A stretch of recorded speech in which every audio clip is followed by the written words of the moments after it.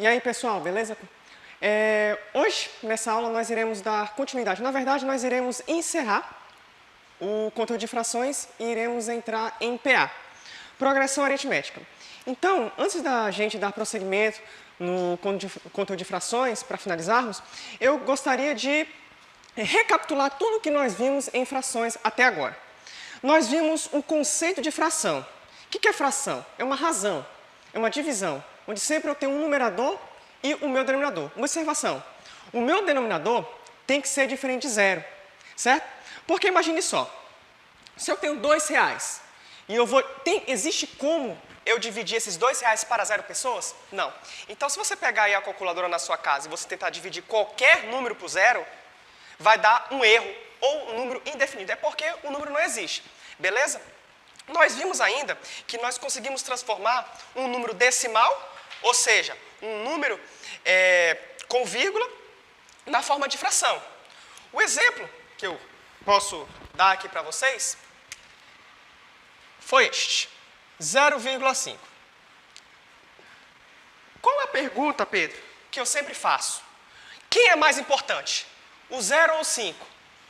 Você vem e me fala, é o 5. Coloque o 5. Quantas casas decimais eu tenho após a vírgula? Eu tenho uma casa.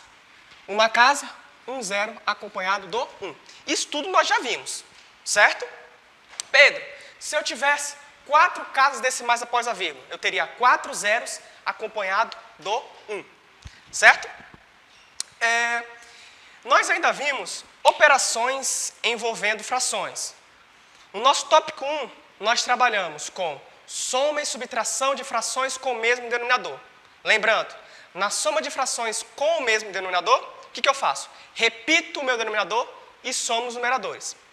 Na subtração de frações com o mesmo denominador, o mesmo processo. A única diferença é que ao invés de somar, eu irei subtrair. No nosso tópico 2, nós trabalhamos sobre soma e subtração de frações com denominadores diferentes. Como vocês viram, existem 3 métodos para a gente resolver. Isso quando os denominadores são números primos. O primeiro método é pelo método mais tradicional, usando o MC, mínimo múltiplo comum. O segundo método é pelo método borboleta, que eu ensinei para vocês na última aula. E o terceiro método é para quando os meus denominadores são números primos, né? Porque o MC entre dois números primos é o produto entre eles. Certo? Então, por exemplo, se eu tenho um denominador 2 e 5, o 2 e o 5 são números primos. O que são números primos? São números divididos por 1 e ele mesmo. Beleza? E nós vimos também no nosso tópico 3 sobre multiplicação de frações. Na multiplicação de frações, o erro muito comum entre os alunos é querer tirar o MC. Só que eu só tiro o MC em soma e subtração de frações com denominadores diferentes. Na multiplicação de frações, eu multiplico numerador com numerador e denominador com denominador. E agora, nós iremos encerrar essa parte vendo o nosso tópico 4, que vai se basear na divisão de frações. Então, o que nós temos aqui? Uma demonstração. Se eu tenho A sobre M, dividido por B sobre N. Aqui nós temos uma divisão entre duas frações. O que ela afirma? O que eu tenho que fazer? Como eu resolvo? Como eu procedo? Vou repetir a primeira. Que é a minha primeira? Meu numerador. E multiplico pelo inverso da segunda. O inverso é você inverter. Então vai ficar N sobre B. E aqui, ó, nós temos AN sobre MB. Beleza. Me dê exemplos com números, Pedro. Beleza. No nosso exemplo 1, nós temos 1/5 por 2/3. Segundo o mesmo critério, nós temos, repetimos a primeira e multiplica pelo inverso da segunda, 3 sobre 2. Resolvendo, parou numa multiplicação de frações. Então fica 3 sobre 10. Beleza. Pedro, o que isso aqui representa para mim? 3 sobre 10. Se eu quisesse representar, por exemplo, uma pizza, isso quer dizer o quê? Que eu tenho um total de 10 fatias, onde eu consumi 3. Então, meu denominador é o quanto que eu tenho no total. E o 3 é quanto que eu consumi. Então, se eu fosse desenhar uma pizza completa com 10 pedaços, eu pintaria 3 pedaços no total de 10. Certo? Um outro exemplo, Pedro. 2/5 por 2. Aí o novinho, ele vem e me fala, Pedro, o 2 é uma fração? Sim.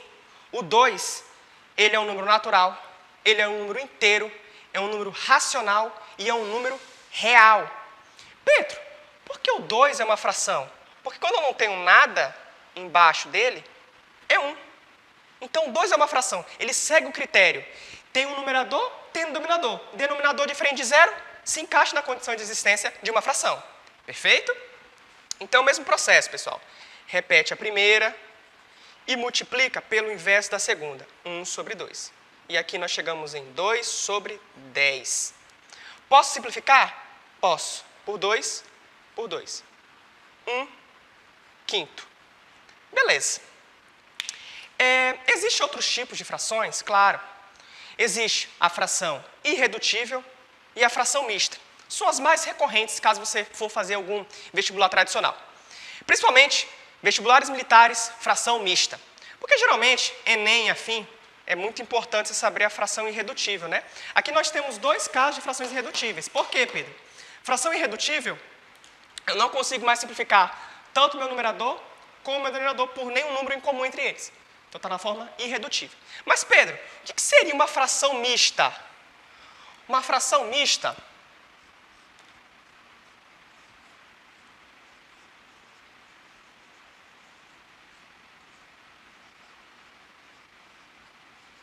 fração mista. É toda fração que é uma fração mista? Aí eu te vou e respondo para você. Não. Por que não, Pedro? Eu só tenho uma fração mista quando o meu numerador é maior que o meu denominador. Mas, Pedro, se meu numerador não é maior que meu denominador, o que eu faço? Nada. Não pode fazer mais nada. Então, o exemplo aqui, pessoal, que eu vou dar, nosso exemplo 1, é 5/4. 5/4, uma fração, um número natural, um número inteiro, um número racional e um número real. Esse número aqui, o meu numerador, primeira coisa, numerador maior que meu denominador. Opa! Esse número eu posso colocar na forma de fração mista. Ele está na forma de fração mista? Não, ele está na forma de uma fração irredutível. Mas tem como colocar ele na forma de uma fração mista. Como, Pedro? Esse lindão aqui, ó, eu repito a minha base, que no caso, 4. Agora eu divido 5 por 4. 5 por 4. Vai dar 1. Esse 1 aqui é meu quociente, vai dar 4 e 1. Resto. O meu quociente vem para o lado.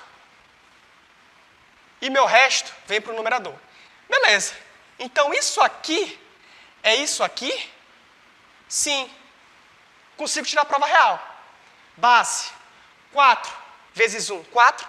Mais 1, 5. 5/4. Beleza. Um outro exemplo. Exemplo 2. 18/5. Aqui, ó, novamente, numerador maior que o denominador. Fração irredutível e é uma fração mista. Está na forma mista? Não. Como eu coloco? Repito a minha base, 5, e venho aqui e divido. 18 por 5, dá 3, dá 15, 3. Quociente vem para o lado, resto vem para o numerador. Como eu leio isso aqui? Eu tenho 1 inteiro, 1/4, 3 inteiros, 3/5. É assim que se lê uma fração mista. Beleza? Então, beleza.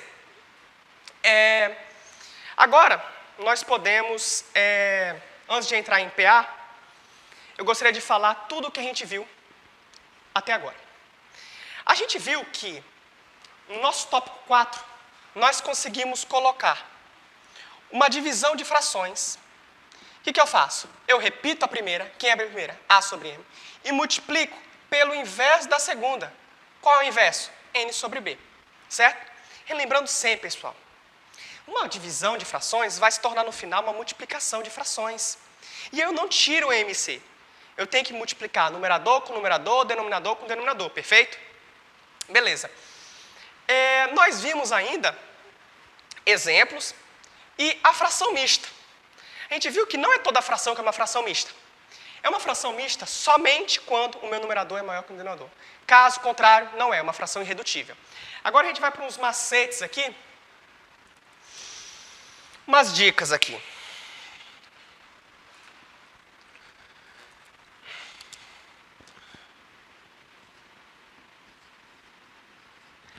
Vocês viram, na aula de geometria plana com a Laís, o triângulo pitagórico.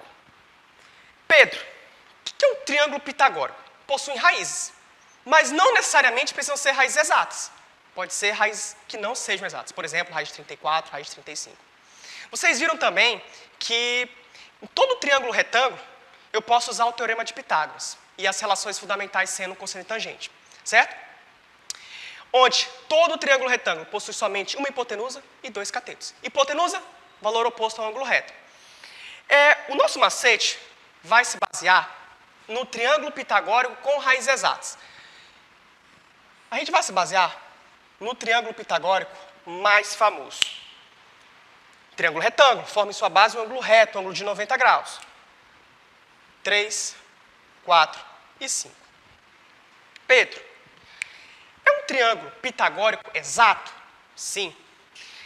O meu macete vai ser ensinar para vocês a descobrirem todos os triângulos pitagóricos exatos que existem, todos que forem exatos, tendo sempre como base esse aqui.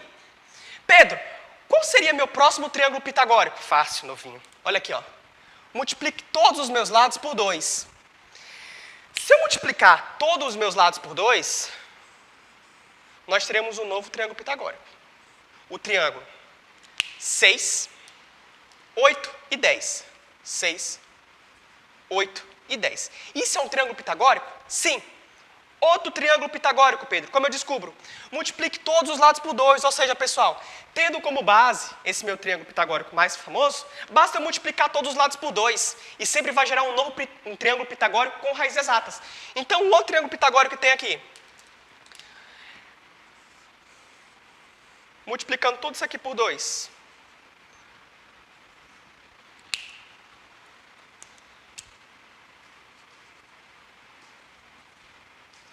Pedro, eu não estou acreditando que isso aqui é um triângulo pitagórico.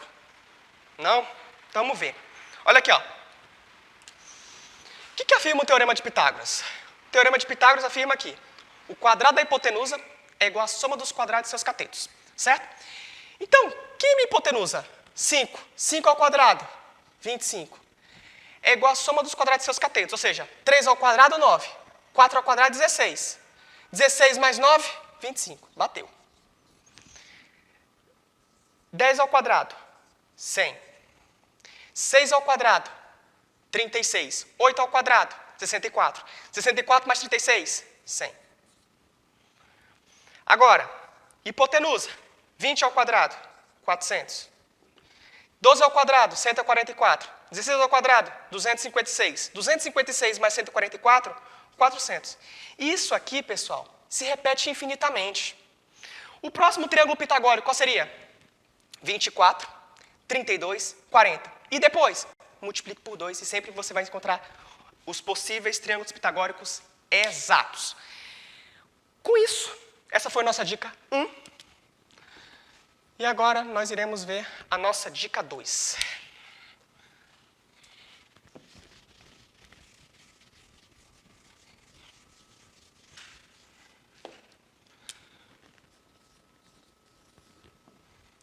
Que vai se tratar de porcentagem. Antes de mais nada, Pedro, definição de porcentagem. É uma divisão. Sempre que eu tenho uma divisão, uma fração, onde meu denominador é 100, esse meu número está na forma de uma porcentagem. Dê um exemplo aqui, Pedro. Se eu tenho aqui, por exemplo, exemplos. 75 sobre 100, 25 sobre 100, 3 sobre 100.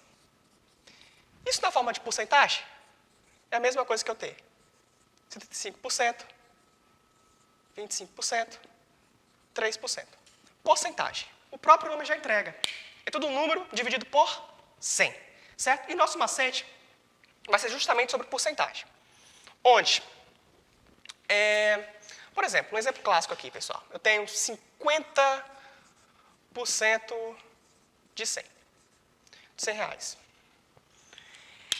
Pelo método convencional, o que a gente faria? Eu sei que 50% é 50 por 100. Então é a mesma coisa que eu ter 50 sobre 100. O D na matemática nos repete a ideia de multiplicação de 100. Agora aqui, ó, sobrou quem? 50. 50% de 100, todo mundo sabe que é 50. Mas essa é a dica? Não. A dica é o seguinte. Mesmo exemplo. 50% de 100. Como eu faria, Pedro? Olha aqui. Sempre que você estiver trabalhando com porcentagem e eu quero saber a porcentagem relativa a algum valor, o que eu posso fazer? Divido a minha porcentagem por 10. Divido o meu número que eu quero saber por 10. Ao dividir por 10, esquece. Aqui, ó. Esquece. Vai ficar o quê? 5 vezes. Cortou 10. Então, isso aqui, 50. Mesma coisa. Serve para qualquer exemplo, Pedro? Sim. Um outro exemplo aqui.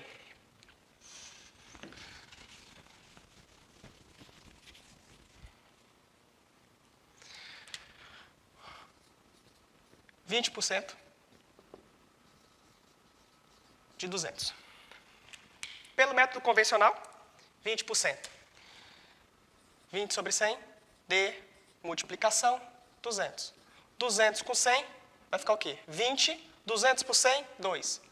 Então, isso aqui é 40. 20% de 200 é 40. Pelo macete, nós temos o seguinte. 20% de 200. O que é isso? Pelo macete, divide a porcentagem por 10 e meu número por 10. Esquece a porcentagem.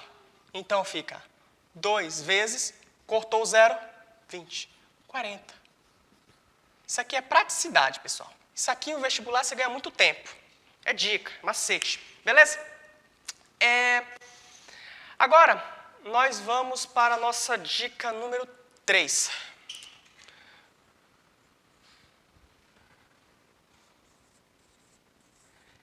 Que será sobre multiplicação com números decimais. Muita gente acaba se confundindo com multiplicação com números com vírgulas. Mas vou passar aqui um macetinho para vocês. Se eu tenho aqui, exemplo 1, 0,2 vezes 0,6. Tem como eu fazer 0,2, 0,6, seguindo sempre o processo de uma multiplicação? Tem como, sem problema nenhum. Só que meu objetivo não é fazer pelo método convencional. Eu quero passar dicas para vocês. Como eu faço? Ignore a vírgula. Pensa aqui que não tem nenhuma vírgula. Qual seria esse número sem vírgula? 2 e 6. 2 vezes 6, quantos que é? 12. Agora você observa, quantas casas decimais eu tenho após a vírgula? Eu tenho uma casa aqui, outra casa aqui. Eu tenho 2 casas decimais após a vírgula. Se eu tenho 2 casas decimais após a vírgula, eu vou me deslocar 2 casas para a esquerda, certo? Então, eu vou ter 1, 2. 0,12. Um outro exemplo, Pedro. Um exemplo 2. 2,5 vezes 2,5. Qual é esse número? Sem a vírgula. 25, 25. 25 vezes 25. 625. Quantas casas decimais eu tenho após a vírgula? Uma casa aqui, uma casa aqui. 2 casas. Desloco 2 casas. Então, isso aqui, 6,5. Pedro, se eu tivesse 3 casas aqui após a vírgula, sem problema. Você ia se deslocar 3 casas para a esquerda. Se fosse 5, 5 casas para a esquerda. E assim sucessivamente. Beleza? Beleza. Agora a gente vai para uma dica de divisão com números decimais.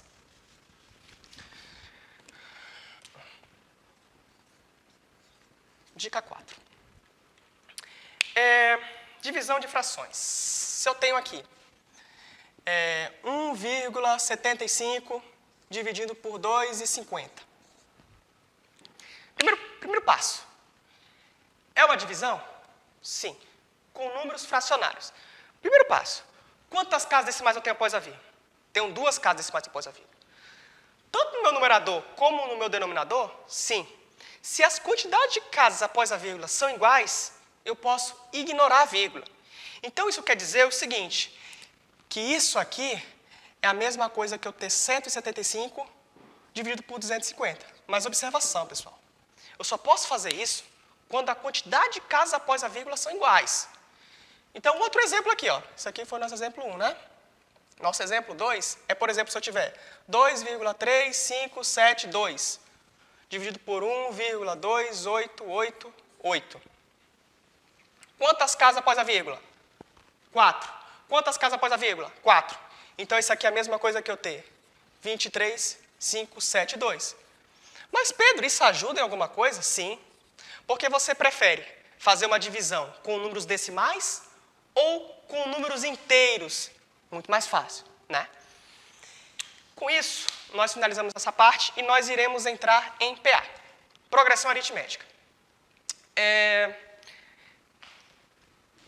Primeiro, o próprio nome de uma PA já nos remete a algo, sequência.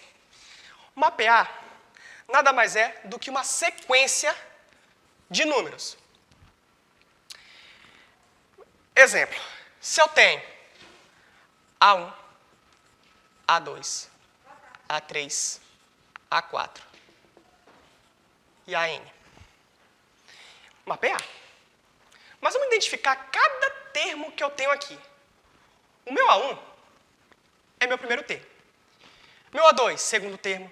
A3, terceiro termo. A4, quarto termo. E AN. O que é meu AN? O meu AN é meu enésimo termo, também conhecido como meu último termo de uma sequência. Uma observação, pessoal. Essa PA que eu coloquei aqui, ela é uma PA finita. Porque eu coloquei que é meu AN. Mas, por exemplo, se eu colocasse aqui A5, eu sei quem é meu AN? Não.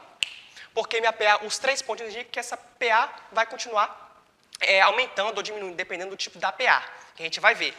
Certo? Então, AN, enésimo termo. Então, o que acontece?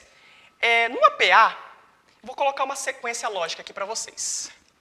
Exemplo 1. 2, 4, 6, 8, 10. Identificar cada termo que eu tenho aqui. A1, primeiro termo. 2. AN, meu enésimo termo. 10. Quantos termos? O meu N é a quantidade de termos que eu tenho nessa PA. Quantos termos eu tenho? Tenho 1, 2, 3, 4, 5 termos. Razão. Pessoal, uma observação. Uma razão de uma PA, eu sempre consigo identificar a partir do segundo termo. Então, a minha razão na PA é representada pela letrinha R. Razão nada mais é do que o A2 menos o A1, ou o A3 menos o A2. Pedro, por que não poderia ser o A1 menos o A0? Porque na PA a gente não trabalha com o zero como termo, certo? Ele pode aparecer, mas não existe o A0. Então a gente sempre vai trabalhar com A1, A2, A3, A4. Beleza? Então a razão, quem é? É o A2 menos o A1. Razão, A2, 4, menos 2, 2. Ah, mas eu não quero descobrir com esse segundo termo, eu quero descobrir com o quinto e o quarto. Sem problema, minha razão continua a mesma, constante. 10 menos 8, 2. Razão continua a mesma. Se for diferente a partir do segundo termo, consigo descobrir tranquilamente, certo? Beleza. Mais um exemplo, Pedro.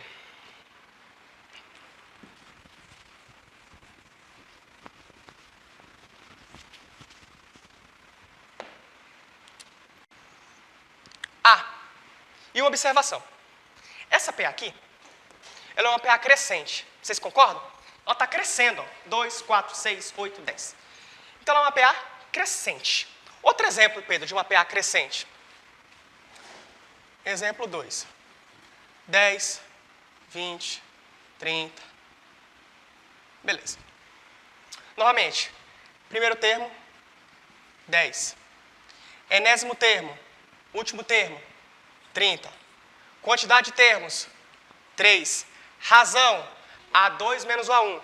20 menos 10, 10. 30 menos 20, 10. Beleza? E continua sendo uma PA crescente, certo? Agora me vê um outro exemplo, Pedro. O exemplo 3. Beleza, então nós demos 2 exemplos aqui de uma PA crescente, que está crescendo. Então agora, mas se eu tenho aqui uma PA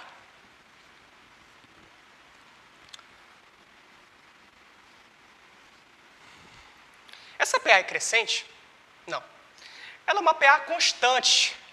Novamente, primeiro termo, 6. Enésimo termo, último termo, 6. Razão, 6 menos 6, 0. Pedro, eu não entendi até agora qual a função da minha razão. É por meio da minha razão que eu consigo descobrir os meus próximos termos, certo? Como minha razão é 0, eu vou somar 0 a meu A1. 6 mais 0, 0. 6 mais 0, 0. 6 mais 0, 0. 6 mais 0, 6. Então, o que acontece? Ela continua sendo constante. Então, quando minha PA... 0 aqui, pô. Quando a minha PA é constante? Quando a minha razão é 0, certo? Razão 0, PA constante. Acabou. Um outro exemplo aqui. Um exemplo 4. É se nós tivermos outra PA constante, sem problema nenhum. Ó. 2 terços, 2 terços, 2 terços. Primeiro termo, 2 terços. Enésimo termo, 2 terços. E aqui, 0. Certo? Então, mapear constante, novamente. Beleza, então o que nós vimos? Nós vimos uma PA crescente, uma PA constante e também existe uma PA decrescente. Exemplo, Pedro. Exemplo 5. Se eu tenho aqui uma PA, ó, 0, menos 1, menos 2, menos 3. Novamente, A1, 0. AN, enésimo termo, menos 3. Quantidade de termos, 4 termos, ó. 1, 2, 3, 4 termos. Razão, A2 menos o A1, ou A3 menos o A2. A2 menos o A1, menos 1 menos 0, vai dar o quê? Menos 1. Opa! Então vocês, analisando essa PA, vocês concordam comigo que a tendência dela é diminuir cada vez mais? Certo? Então vai ficar menos 1, menos 3, menos 4, menos 5, menos 6, até o infinito. Certo? Então é uma PA aqui, ó, decrescente. Certo? Nós também temos o famoso termo geral. Esse termo geral, ele se aplica tanto em uma PA como uma PG, certo? E tem uma fórmula para o termo geral. Pedro, qual é a função do meu termo geral? Graças ao meu termo geral, eu consigo descobrir qualquer valor de uma progressão aritmética. Qualquer valor a partir do termo geral. Consigo descobrir o A100, o A1000, o A10000, enfim. Então, essa é a função do termo geral. Pedro, qual é a fórmula do meu termo geral? Ele é o seguinte. AN igual a 1 mais N menos 1 vezes razão. Nós já conhecemos todos os termos que temos aqui. Temos o AN, enésimo termo. A1, primeiro termo. Razão, N, quantidade de termos. Então, é só aplicar. Então, se eu tenho aqui, por exemplo, uma PA, saca só. 2, 4, 6, 8. E eu quero descobrir aqui, ó, meu A200. Beleza. Aqui a gente observa aqui o quê? Que meu A1 é 2. Minha quantidade de termos é 200, ó, porque parou no A200. Eu sei que a minha razão é quem? 4 menos 2 é 2. Beleza. Preciso só disso para colocar no termo geral, certo? E eu quero descobrir o A200, né? Como eu faço, Pedro? Olha aqui. Aplicando o termo geral, claro, eu poderia fazer 8. 8 mais 2, 10. 12, 14, 16. Mas esse não é o objetivo. Você pode fazer? Pode. Só que imagine se eu tivesse aqui A 1 milhão. Você ia fazer 1 milhão de vezes isso? Não. Então, para isso que existe o meu termo geral. Aplicando o termo geral, nós temos o AN. Quem é meu AN? A200. Igual o A1, 2. Mais N menos 1. 200 menos 1, 199. Vezes a minha razão, que é 2. A200 igual a 2 mais 199 vezes 2, aqui, ó, Dá 18, 1, 18, 19, 2, 3. Dá 398. 398 mais 2 dá 400. Beleza? Vou colocar aqui direto. 400. Ou seja, meu A200 é 400. Você ficaria somando 2, 2, 2, 2? Não. Você pode até se perder na conta. Porque nem sempre vai ser uma PA tão simples assim. Beleza? E, assim como nós temos o termo geral, nós temos a soma dos termos de uma PA.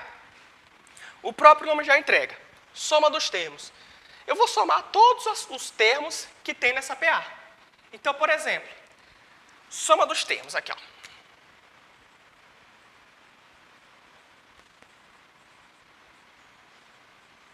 Assim como o termo geral, a soma dos termos, eu vou ter uma fórmula. Soma dos termos, Pedro, fórmula. Sn, soma dos n primeiros termos, igual o A1 mais o AN vezes n dividido por 2. Essa é a fórmula? Sempre. Beleza? Então, vamos colocar aqui um exemplo. Dado que eu tenho uma PA aqui, ó. 2, 4, 6, 8, 200. E eu quero saber, ó, a soma dos termos dessa minha PA. O que eu faria? Soma dos termos. Primeiro, vamos identificar cada termo que eu tenho aqui. Tem o A1? Tem. A1, 2. AN, sei quem é? Sim, 200. Razão, 4 menos 2, 2. Ou 6 menos 4, 2. Tanto faz. Beleza? Razão, 2. Com isso, nós podemos colocar na fórmula da soma dos termos, que é a seguinte. Sn igual o A1, 2, mais o AN, 200, vezes N, que é a quantidade de termos. Sei quem é? Não. Divido por 2.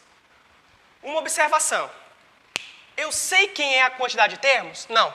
Eu sei que meu enésimo termo é 200, mas eu não sei em qual posição ele está. Mas tem como eu descobrir? Sim. Como, Pedro? A partir do termo geral. Lembra a formulazinha do termo geral? Que é AN igual a 1 mais N menos 1 vezes a razão da PA. AN, enésimo termo, quem é? 200. A1, quem é? 2. Mais N menos 1, quem eu quero descobrir, vezes a minha razão. Quem é a minha razão? 2. Aqui, ó, chuveirinho, a distributiva. Então, nós temos 200. 2 mais 2N, mais com menos, menos 2. Ó, corta, corta. O que sobrou? 2N igual a 200. Aí você vem aqui, ó, e fala que N é 200 por 2, que é 100. Ou seja, o meu 200 está na posição 100. Certo? Mas é isso que eu peço na questão? Não. Eu peço a soma dos termos de todos os valores que eu tenho nessa PA. Mas agora eu sei quem é meu N. Então, basta substituir esse 100 aqui, ó, na forma da soma dos termos. Nesse cara aqui, ó. Então, o que eu tenho? Eu tenho Sn igual 2 mais 200 vezes a quantidade de termos, que é 100, dividir por 2. Aqui, ó, eu vou ter 202 vezes 50. Então, essa aqui é a minha soma dos N primeiros termos, que vai ser 202 vezes 50. 0, 0, 0, mais 10, 0, 1, 0, 1, 10. 10.100. Ou seja, a soma de todos os meus termos vai ser 10.100. Então, pessoal, essa aqui, espero que vocês tenham entendido essa parte de PA, termo geral. Então, basicamente, pessoal, o termo geral serve para você identificar qualquer termo de uma PA. E a minha soma dos termos é para você descobrir todas as somas de uma determinada sequência de uma PA. Claro que na PG também vai ter, certo? Beleza. Então, nós descobrimos a soma dos termos. Ou seja, nada mais é... O que é a soma dos termos? Numa PA, tanto numa PG. Eu quero descobrir a soma de todos os termos de uma determinada progressão. Como nessa minha PA aqui, eu vou ter 100 termos, o meu enésimo termo, o meu 200, está na posição 100, então, substituir aqui vezes o N, que nós precisávamos para descobrir a soma dos termos. E chegamos em 10.100. Beleza. Então, pessoal, olha só. PA. PA é bacana demais. O que a gente tem que ter em mente? PA nada mais é do que uma sequência. Recapitulando tudo que nós vimos. PA é uma sequência, onde eu sempre tenho meu AN, que é meu enésimo termo, meu último termo. Tenho meu A1, que é meu primeiro termo. Pedro, qual a função da minha razão? Com a minha razão eu consigo descobrir todos os termos de uma progressão aritmética. Beleza. Mas, Pedro, se eu aplico na soma dos termos, com todos os valores que eu tenho, mas eu não tenho meu N, a quantidade de termos que eu tenho nessa PA, como eu prossigo? O que eu posso fazer? Fácil. Você aqui, basta aplicar o termo geral. Que lembrando, o termo geral de uma PA, você vai relacionar tudo que você tem e você vai descobrir tudo numa PA. Você consegue descobrir o centésimo termo, o milésimo termo, qualquer termo numa PA. Então, vamos ver aqui mais um exemplo de uma PA, de soma dos termos. Se eu tenho aqui a PA, 10, 20, 30, vai até 2.100. Beleza. Novamente, quero saber a soma dos termos aqui. Tenho que meu A1, 10, AN, 2.100, razão, 10, A2 menos o A1, ou A3 menos A2, vai continuar sendo 10. PA constante. Certo? Então, razão 10. PA crescente. Como eu faço para descobrir a soma dos termos, Pedro? Novamente, fórmula SN igual o A1, 10, mais o AN, vezes N, que é a quantidade de termos, dividido por 2. Novamente, eu sei quem é meu N, eu sei qual é a quantidade de termos que eu tenho? Não sei.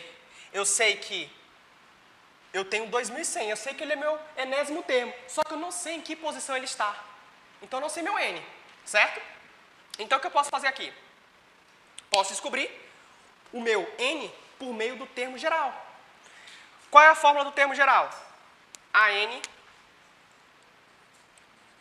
igual o A1, 10, mais N menos 1, vezes a razão, 10. Distributiva. E eu sei também que é meu AN. Meu AN é 2.100. Distributiva aqui, chuveirinho, nós temos 2.100 igual a 10 mais 10N menos 10. Aqui, ó, 10 com menos 10. Então, nós ficamos com 10N igual a 2.100. Corto o zero com esse zero. Então, meu N é 210. Pedro, o que quer dizer esse N igual a 210? Quer dizer que esse meu termo aqui, esse meu cara aqui, 2.100, ele está na posição 210 dessa minha progressão. Tendo ele, eu consigo agora voltar para a minha fórmula da soma dos termos e descobrir a soma dos termos desta PA. Beleza. Então, o que eu tenho? SN, soma dos N primeiros termos. A1, 10 mais 2.100, vezes N, 210, dividido por 2. 210 por 2 vai dar 105. Então, eu tenho SN igual 2.110 vezes 105. Resolvendo isso aqui, nós chegamos na soma dos termos dessa PA. Pessoal, então, basicamente, é isso que nós temos que ter em mente. Soma dos termos, ela está totalmente ligada ao termo geral. Como vocês viram nesse exemplo aqui, eu tinha que meu enésimo termo era 2.100, só que eu não sei em que posição ele está. Mas tem como eu descobrir, eu tenho todos os artifícios possíveis. Eu tenho A1, eu tenho a razão, eu tenho a N, eu só não sei em que posição ele está. Mas com isso, com tudo isso que eu tenho, eu posso aplicar no termo geral da nossa PA, descobrir o termo em que ele se corresponde e aplicar e descobrimos aqui a soma dos termos dessa PA. Certo? Então quer dizer que 2.110 vezes 105 vai dar a minha soma de todos os termos que eu tenho vai dar a soma de 10 mais 20 mais 30 mais 40 mais 50 até 2100? Sim. Certo? Número muito grande, por sinal. Né? Então, pessoal, basicamente isso que vocês precisam ter em mente em PA. Tanto no conteúdo de PA como PG, vocês sempre vão trabalhar com razões, certo? Só que cada progressão com suas peculiaridades, certo? Então, na próxima aula, nós iremos dar início a PG, progressão geométrica. Vamos ver lá a soma dos termos, termo geral, produto, soma dos infinitos termos de uma PG, certo? PA é mais tranquilo, como vocês puderam ver, só tem o termo geral, soma dos termos e aplicação direta, certo? Então, é isso, pessoal. Espero que vocês tenham compreendido e entendido a aula. E até a próxima. Valeu!